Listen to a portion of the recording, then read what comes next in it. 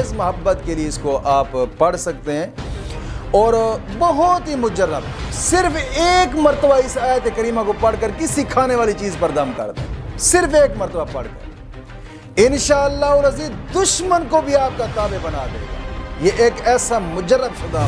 اور مکمل شرائط کے ساتھ کیا کریں گے تاکہ رجت کا معاملہ بھی نہ ہو، کیونکہ کئی لوگ ایسے ہیں کہ جو رجت کے معاملے کے اندر آ کر ایسے پھنس گئے ہیں نا کہ بیچاروں کا بڑا مشکل حل ہوتا ہے۔ جناب علی کھانے والی چیز پر دم کر دیں گے انشاءاللہ العزیز جو شخص بھی کھائے گا نا آپ کا دیوانہ ہوگا۔ اور وظیفہ کرنے کا طریقہ کار یہ ہے کہ